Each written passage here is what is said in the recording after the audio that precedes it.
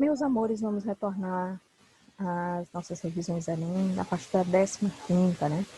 Texto 1, nos últimos meses, as autoridades têm repetido que a sensação de insegurança é maior do que as estatísticas da criminalidade. Essa é uma questão, meus amores, que mexe um pouco com o fenômeno da sociologia. Ela é de história, mas é de sociologia também.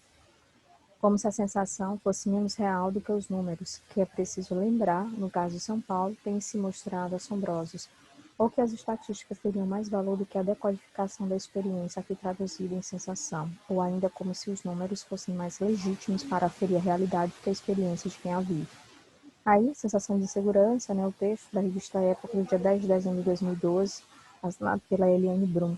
E o texto 2, de fato, é um texto, né, mas é uma charge, é um texto porque tem uma mensagem, então, tendo uma mensagem de interpretação já é um texto, aí violência aumenta no carnaval.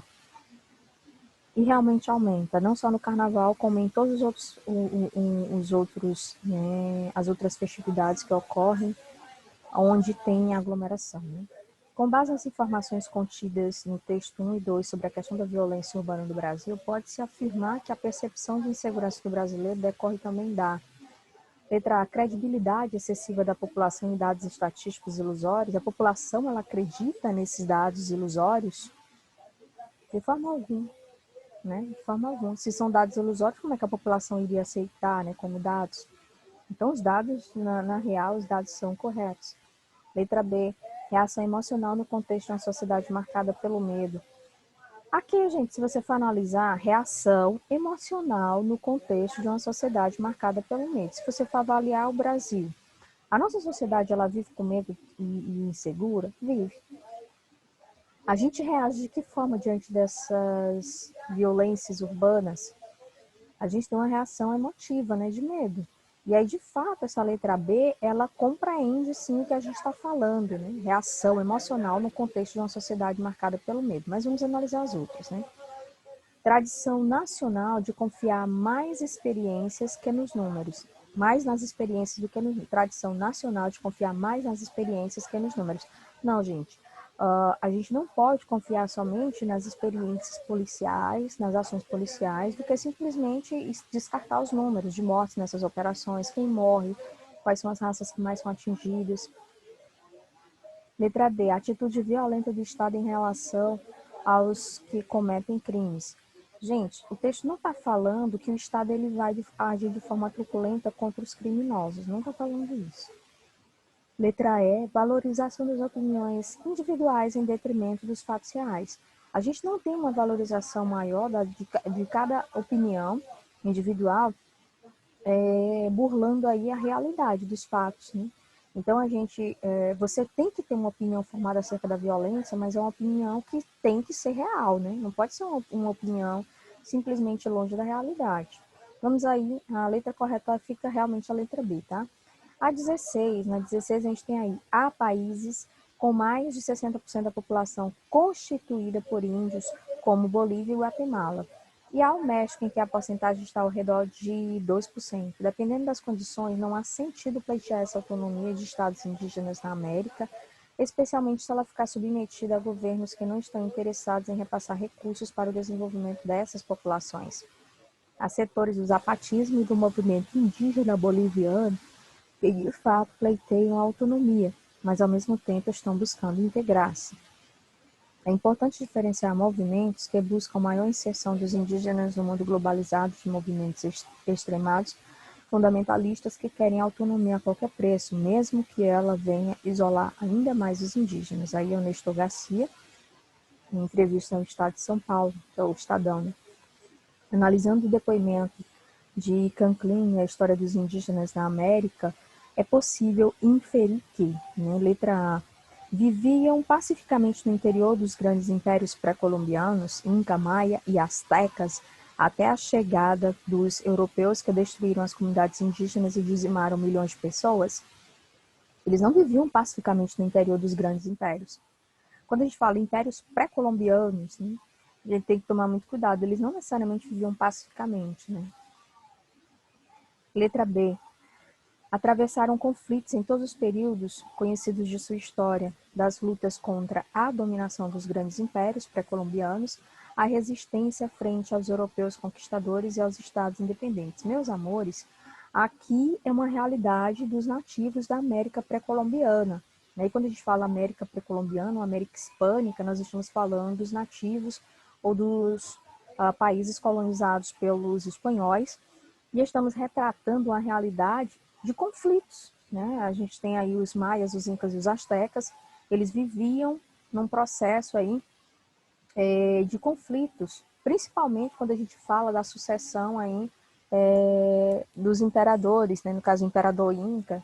Então, às vezes, quando o imperador Inca, que tinha um governo centralizado, ele falecia, fica novamente a quantidade de grupos incas começavam a guerrilhar entre si pela sucessão, né? Então, assim, viviam em conflitos. Então, a letra B já está correta, tá, meus amores? Não seria a letra C, por quê? Conseguiram autonomia política, olha aí, após as independências nacionais. Eles tinham independência e autonomia política. Isso só foi isso só caiu por terra depois do domínio do colonizador, mas eles tinham autonomia política e administrativa, principalmente os incas e os astecas, pelo modelo de formação social que eles tinham, né? Pois as repúblicas hispano-americanas permitiam o retorno à vida comunitária, suprimiram os tributos e o trabalho forçado, né? Então, assim, não conseguiram somente por causa das independências, porque antes da independência essas nações já tinham essa certa autonomia. Eles foi presos sob o modelo do colonizador, quando o colonizador os dominou, né? Mas antes eles tinham essa autonomia, sim. Letra D, mantiveram-se livres na área de colonização portuguesa, livres na área de colonização portuguesa do Brasil. A gente está falando de Brasil, nós estamos falando dos indígenas da América, né? E aí a gente está falando, zapatismo, e assim vai, Bolívia, Guatemala, que a gente está falando de Brasil. Então, quando aqui a gente analisa, mantiveram-se livres na área de colonização portuguesa, mas foram escravizados nas regiões de colonização espanhola e inglesa, tornando-se a principal mão de obra na agricultura e na mineração. Aqui é de Nelson, tá, gente? De Nelson, mesmo como a gente diz no nosso grande Nordeste. Eles não mantiveram-se livres na área de colonização portuguesa, principalmente porque a gente está falando dessas três populações. E na América Portuguesa, a gente está falando de Brasil, e a gente não está tratando do Brasil aí. Uniram-se atualmente em amplos movimentos de libertação que visam recuperar as formas de vida e de trabalho do período pré-colombiano e restaurar a autonomia das antigas comunidades. Não, gente. Eles não se uniram até hoje em torno desses movimentos de libertação, principalmente porque eles são livres, né? Hoje eles são livres e continuam tendo os modelos autônomos em determinadas regiões dessa América Hispânica. Clareou, né, gente? Eu tive que ligar aqui a lâmpada do meu quarto, porque estava escuro. Já estava escurecendo. Aqui em Teresina, quando dá mais ou menos 17h20 na nossa grande cidade, né, 17 horas, por aí já começa a escurecer. Então vamos lá, tá, meus amores? Questão 17 aí. Analisando a imagem, eu não permito controle de natalidade. Todo mundo sabe que o controle de natalidade é o controle, né, através de métodos contraceptivos e através até do uso da camisinha para evitar uma proliferação muito grande, né, um índice de natalidade muito grande, o nascimento de muitas crianças, que muitas vezes, né, desestrutura a formação social. Porque quanto mais crianças nascem, dependendo do seio familiar, gera desestrutura no campo da sociedade, né, no campo das ciências sociais. Porque se aquela família não tiver estrutura para manter aquela criança, tem toda uma questão por trás. Mas isso é um pensamento religioso, é um pensamento, né? Inclusive vocês estão vendo aqui um padre, tá? A gente vai interpretar a imagem, tá? Nós temos aí essa segunda imagem, né? Eu não dou amor e carinho. Aí também a gente trata um pouco da questão, né, da desestrutura familiar, pessoas que têm filhos e não cuidam dos filhos como devem, né, ou tratam os filhos, ou tentam educar os filhos da forma mais severa possível, né, na base aí de pancadas, de cintos, né. Eu não dou educação. Aí já tem uma sátira envolvendo a questão do Estado. O Estado que muitas vezes pela própria Constituição, né? Ele tem que ofertar, ele é obrigado a ofertar, mas o Estado, em muitos locais, não necessariamente nas regiões metropolitanas, né? Mas a gente ainda tem muitos locais em que o Estado ele não dá essa estrutura educacional para as crianças, adolescentes, jovens e adultos. Eu não dou emprego, o país também que sofre um grande problema aí de desemprego, taxas de desemprego, o que falar então no século XXI, ano 2020, o que falar desse período de pandemia, quantas pessoas perderam o emprego, quantas pessoas estão vivendo de seguridade social, quantas pessoas estão vivendo aí, né, de auxílio do governo federal. E vocês querem que eu resolva tudo sozinho? Porque no final, né, essa desestrutura, a charge ela é muito intensa, ela mostra em cadeia, né? Começa aqui e tudo isso aqui vai terminar aqui nos índices de violência. E quando termina aqui, começa um grande problema, né, da massificação, da crucificação mesmo dos policiais, porque os índices de violência são grandes, a desestrutura do Estado é muito grande, não existem muitas vezes políticas públicas que façam com que essas pessoas, né, essas crianças que nascem aí respectivamente nas famílias desabastadas, que elas tenham políticas públicas de aconselhamento, né, de inserção social, projetos sociais, né, ter uma escola de boa qualidade. Então, tudo isso interfere no resultado final e algumas, não vou dizer que são todas, né, muitas delas podem, tá, dentro do fenômeno da conjuntura social, se transformar, né, num potencial aí, né, marginalizado. Não são todos não, gente, tem exceções, tá? E tudo isso a gente está falando do modelo de violência no Brasil, porque é um modelo de violência que não se nasce, né? Tem uma conjuntura social de construção, até chegarmos aqui no foco policial, onde os policiais são muitas vezes sacrificados, né? São discriminados, são crucificados, porque a eles fica o dever de proteger na sociedade. Então, a charge mostra, né? Poxa, e eu aqui vou ter que dar jeito nisso tudo? Então, vamos lá, tá? A tirinha permite inferir que a violência, letra A, funciona como um mecanismo de válvula de escape das tensões sociais. Ela não funciona, gente, como uma escapatória dos problemas envolvendo as classes sociais, porque nenhuma se considera irresponsável pela questão da violência, mas quando chega no policial, todo mundo quer crucificar o policial, né? Letra B, vai além da questão da repressão policial como solução. Só o policial aí, gente, reprimindo, só a polícia aí sendo crucificada, só a polícia fazendo seu papel, vai resolver o papel de todos os anteriores? Não. Então, quando a gente tem bem a conjuntura social, letra B, né? Vai além da questão da repressão policial como solução. E vai mesmo. Por quê? Porque não adianta estar só reprimindo que não necessariamente vai dar jeito. Se desse jeito, a quantidade de violência que o Brasil tem, nós já teríamos sanado o problema, né? Mas bom é bandido morto, né? Só que mesmo matando, há uma quantidade muito grande que continua o processo. Não adianta, tem que haver políticas de solução, políticas sociais de solução lá naquela base, né? Lá na base da periferia, lá na base das comunidades que estão desestruturadas, criações de políticas assistenciais, políticas públicas, projetos sociais, né? E não é só a repressão policial que vai servir, não. Então, a letra B, ela já trata de tudo isso aqui, desse problema social. Letra C aí, né? Tem no sentimento religioso um mecanismo de controle. A letra B já é correta, tá, gente? C, tem no sentimento religioso um mecanismo de controle. Não.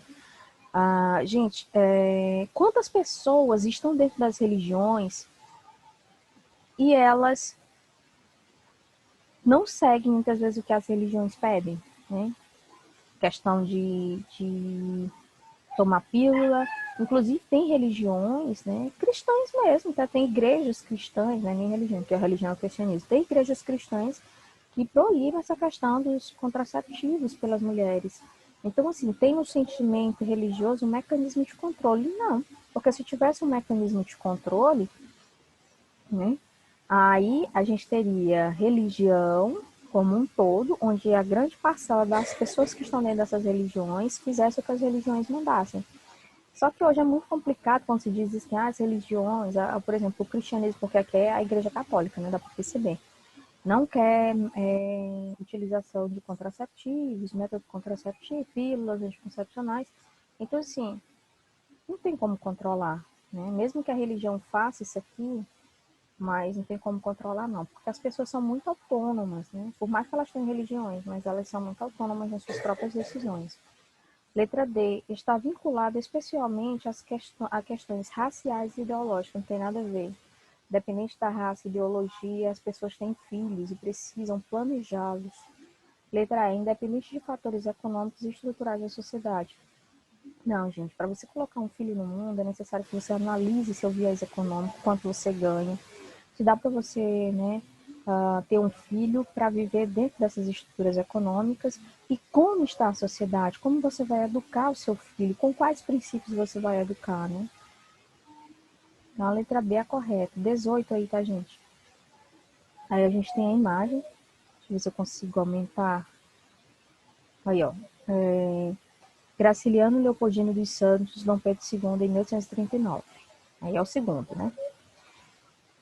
Aos poucos retratos do período repetem sempre a imagem de um menino nascido rei, ocupado com os seus afazeres oficiais. Com efeito, ligava-se o jovem príncipe a certa sacralidade.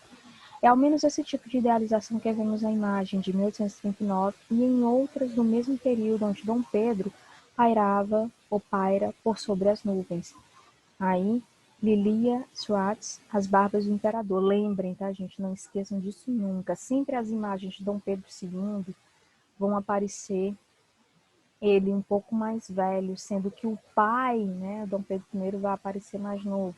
Isso mostra uma história que ainda tem muitas controvérsias acerca do nível de maturidade do segundo e o nível de maturidade do primeiro. A verdade é que os dois apresentavam traços de maturidade. Só que o segundo, ele passou por ter passado, né, mais tempo governando o Brasil e ter pego ainda um país mais cheio de confusões do que o Dom Pedro I, ele teve que amadurecer a força muito mais rápido, né, porque ele era muito mais jovem quando iniciou o governo brasileiro. Então, as imagens, geralmente, que são demonstradas, Dom Pedro I vem sempre mais jovem do que o segundo. Aí, então, vamos lá, tá? Analisando a estrutura de poder esculpida no Império, pode inferir que, letra A, a idealização do imperador compunha a estratégia de construção de uma memória nacional para o controle das massas populares que ameaçavam a aristocracia. Gente, aqui, como sempre, até hoje, se você for avaliar, a nossa memória, ela está sempre ligada à ideia do controle das massas, né? Hoje, qual é o meio que mais manipula as massas? As redes sociais. A gente tem uma massa de manobra muito grande nas redes sociais, principalmente promovidas aí por blogueiros que passaram a ser, além de blogueiros, influenciadores, passaram a ser professores, muito mais ouvidos e vistos do que professores, e professor, muitas vezes, que tem a formação, tem o estudo, passaram a ser questionados por esses blogueiros. Letra B, criação de uma memória nacional sobre o monarca, revelava o interesse elitista de apoiar a constituição de um modelo político próximo da educação emancipadora. A educação não era emancipadora. A educação aqui, gente, ainda era muito restrita. Não era uma educação emancipadora que libertava as pessoas. Né? Então, a letra A aqui, você já percebe, ela já está correta. Então, a educação no Brasil aqui não era educação emancipadora. Hoje é que o modelo educacional já faz você, do outro lado aí, vocês, meninos e meninas, se sentirem um pouco mais livres, né? Inclusive, a própria história, a própria sociologia, a própria filosofia, ela mostra muito isso, né? A capacidade que o aluno tem de ter sua visão crítica da realidade, ter suas análises, questionamentos acerca de tudo que ocorre à sua volta e não aceitar tudo como sendo 100% verdade, mas analisar as verdades, né, de acordo com a sua análise crítica. Então, assim, a letra C, aqui, ó, por causa disso aqui. Letra C, fabricação do rei considerado a pupila nacional estava alicerçada com os intentos de nossas elites de produzir uma memória histórica crítica. Aqui, gente, até se tentava, né, produzir uma história crítica, mas essa história crítica é do nosso tempo, né, atualmente. Nessa época que a história ela não gostava muito de criticar e tecer análises, né, envolvendo o modelo social da época de Dom Pedro II. Né? Ninguém podia nem criticar aqui. De sacralização da imagem do imperador está associada à natureza católica do Estado brasileiro, o que distanciaria o político do povo. Se ela estava ligada, né, à questão da Igreja Católica, como é que ia se distanciar do povo, tendo em vista que a maior parte da população era católica? Fazia era aproximar. Letra E. A ascensão de Dom Pedro II estava sendo preparada pela oligarquia agrária com o intento de motivar a autonomia social. Preparada pela oligarquia agrária, motivando aí a autonomia social. Será que nesse momento aqui, até aqui tudo bem, gente, ó. Oligarquia agrária, beleza? Motivando aí a autonomia social. Desde quando a sociedade tinha autonomia? Quem mandava tudo era o rei. Então aí a gente tem como letra correta a letra A. Meus amores, aí a gente vai agora para a compreensão das letras, né? Então peguem, continuem aí nem pegar, né, gente? Porque tá todo mundo com ele aí na mão, com o simuladão na mão. Então vamos lá, questão 19 aí, preste atenção nela. Bem pequenininha, né, gente? Vamos aí para o comando. Aqui é a interpretação. Preste atenção que no Enem vem sempre questões interpretativas, analisando o texto. Lembrem que o Enem de 2019 ele já veio nessa perspectiva, muito mais interpretativa do que, muitas vezes, de conhecimento historiográfico. Né? Aqui falando do Plano Marshall. O texto anterior explica a importância do Plano Marshall, que foi criado com o objetivo de... O Plano Marshall teve o objetivo de quê, gente? Aqui, ó, conceder empréstimos e doações aos principais países europeus no contexto do fim da Segunda Guerra Mundial. Tá bom? Não esqueçam disso. E não esqueçam de ler isso aqui também, tá? Lá no Enem. Então, assim, empréstimos para reconstrução de alguns países e até mesmo, né, empréstimos com juros e correções monetárias. Não foi só para os países da Europa, para os próprios países da América também pegaram dinheiro emprestado com os Estados Unidos. Então, vamos aí a 20, né? Aqui sobre o modelo, né, de o regime democrático e como esses modelos, né, democráticos, eles podem, como a democracia ela pode acalmar conflitos, aí é o texto do Renato Janine. De acordo com o texto, olha aí, interpretação textual também, de acordo com o texto, aí a 20, minha gente, preste atenção, de acordo com o texto aí, democracia, olha aí, não vou mais nem comentar, né? Letra C, adequado para a expressão das diferenças étnicas, religiosas, sexuais e políticas. É a ideia da liberdade, né? Lembra dos princípios da Revolução Francesa, liberté, égalité, fraternité. Então, dentro do conceito democrático, né, da democracia, é necessário que a gente aprenda a respeitar as diferenças étnicas, religiosas, de orientação sexual e as orientações aí políticas das pessoas. Questão 21. Letra A. Essas daqui eu não vou nem comentar porque elas são muito simples. 22 aí. É história junto com filosofia essa questão, tá? Inclusive aqui, ó, Voltaire, Dicionário Filosófico, 1879. E aí vamos aí o texto de Voltaire. O texto de Voltaire faz uma alusão ao filósofo e a sua relação com o conhecimento e as verdades sociais que caminham ladeando a filosofia desde o seu nascimento. Essa relação é pertinente, pois tem nada a ver, povos da antiguidade, tá? Nada a ver.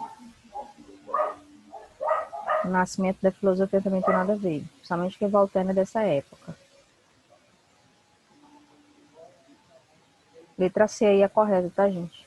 A percepção de várias crenças e mitos diferentes entre os povos da antiguidade deu aos gregos a possibilidade de construir o conhecimento filosófico sustentado na busca pelo saber, na busca do saber. Voltaire analisava sempre, né, que a gente tem essa possibilidade de construção do conhecimento através sempre da nossa busca, tá? E aí ele vai criar essa ponte, né, entre o conhecimento que se adquiria na antiguidade, o conhecimento da Idade Média e o nosso conhecimento. Ele não vai falar de como os povos lá na antiguidade conseguiam ter conhecimento. Ele vai fazer essa análise conjuntural de tempo. A 23 aí é sobre a questão, olha, aqui é um assunto que o aluno não pode ter dúvida, né? A questão dos documentos históricos, das fontes históricas. É do Legoff. Em relação às fontes históricas, as transformações apontadas no texto trouxeram como consequência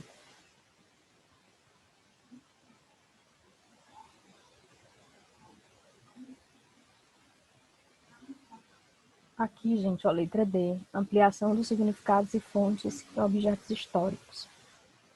Tá? 24. Círio de Nazaré recebe título da Unesco. Lembra que o Círio de Nazaré, gente, ele é um patrimônio imaterial do Brasil, tá bom? O que é imaterial? Todo mundo tem que saber o que é patrimônio imaterial, né? Todo mundo já sabe que é matéria. Patrimônio material é aquele que a gente palpa, né? Patrimônio cultural e material são aqueles que eles vão além da matéria, né? Do corpo físico. Eles têm uma história que ultrapassa barreiras do tempo e podem ser contados, como as lendas, né? O folclore, como todos, são patrimônios imateriais. O Bumba Meu Boi também é um patrimônio imaterial, porque é uma lenda. Vamos lá, tá, gente? Questão aí em 24. E a garganta da professora também não tá boa. A titulação dada ao Círio de Nazaré justifica-se pela... Aqui a interpretação também, tá? Sua vinculação às mitologias não tem nada a ver. O texto está falando isso aqui, gente. Devoção popular familiar. O Círio de Nazaré não tem caráter político. E nem está falando de dogmas. Dogmas é a festa mariana, tá? Quando a gente trata de Maria ter sido virgem, ter permanecido virgem, pode ter dado no parto, ter tido Jesus.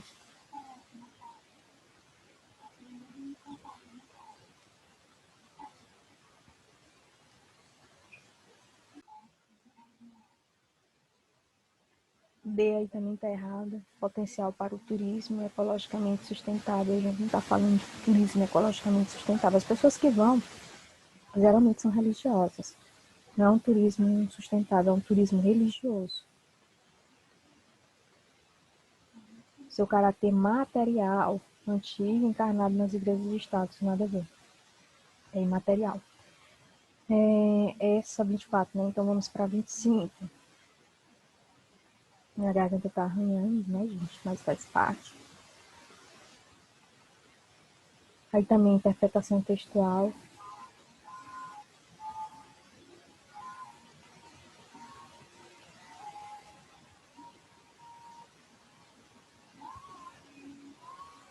Aqui na 25, gente, né, vamos lá, com base na leitura do texto, é correto concluir que, de acordo com o pensamento iluminista, lembra que o pensamento iluminista é aquele baseado nas ideias iluministas, né?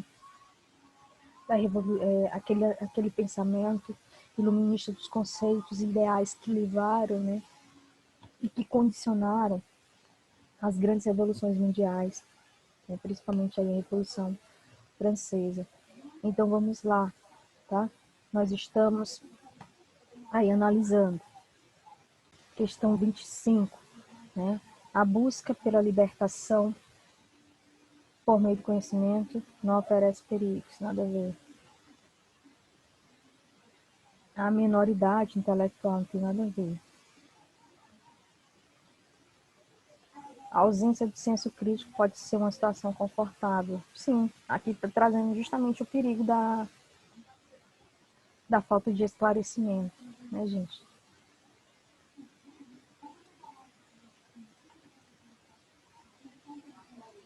Então a letra correta é a letra C. Não seria a D, porque o tutor é uma figura que estimula a libertação do pensamento crítico. O tutor, né? A maioria da humanidade procura pensar de maneira autônoma. Quem dera, gente, se nós tivéssemos uma humanidade que pensa de forma autônoma. Aí tem até a explicação dela, se quiser depois analisar, né? Questão 26 aí, vamos para a 26, a letra aí é 27. 27 aí, gente. A letra B. É a letra B. Vamos aqui para 28. Todas elas têm um cunho muito grande de interpretação, tá, gente?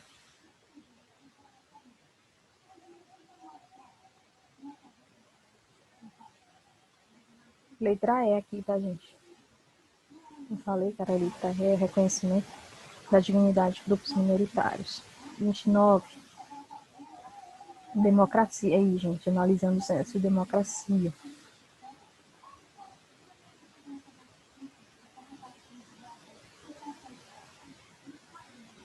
Correta aí, letra A, viu, gente? 30.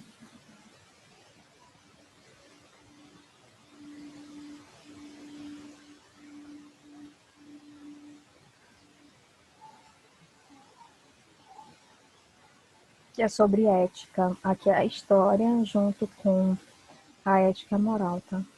Júlio César, a importância da ética, a interpretação textual. Letra A, viu, gente? E do mais, né? A gente vai deixar a segunda aula aí para a gente comentar da 31 em diante. Um abraço, estudem, tomem muito cuidado com a coluna de vocês, né? Porque, olha, estou aqui com um compressor, com tanta dor que eu tô na minha coluna. E avante, estudem para o Enem direitinho. Boa sorte, minha gente.